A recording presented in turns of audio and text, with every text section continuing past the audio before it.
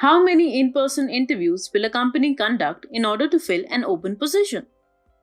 There is no single answer to that question, but in most cases, it is less than 10. So, this is a great news if you were chosen for an interview. This means the odds are very good that you could be hired. So, what should you do to increase those odds? First, be prepared. I know I sound like a broken record, but you can never be too prepared for an interview. Review your resume, not just your general resume, but the customized resume you created which helped you get the job interview.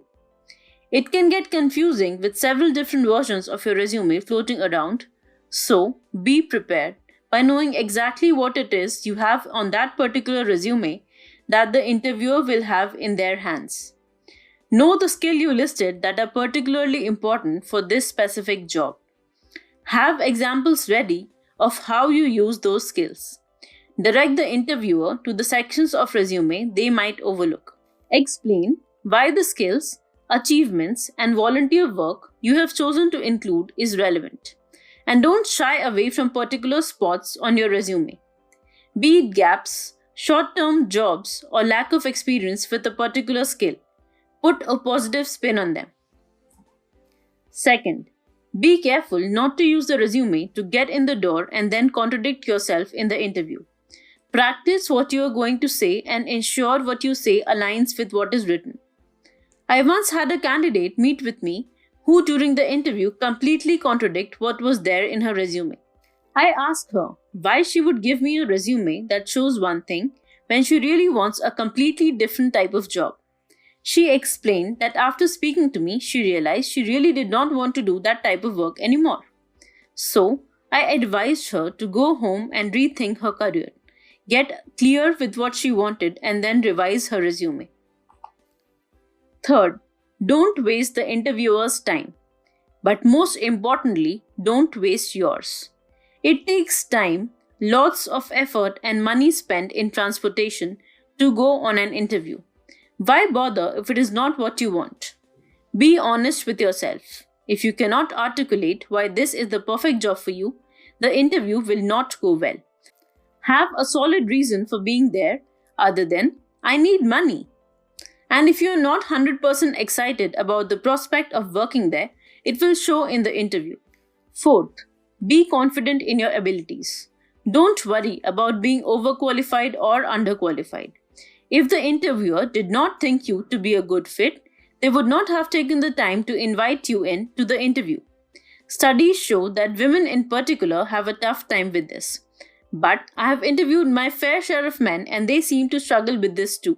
A good example, or maybe in this case a bad example, of just how easily a lack of confidence can ruin your chances of getting the job is with this particular candidate who had a resume that met all the requirements of the job and seemed, at least on paper, that she would be a great fit.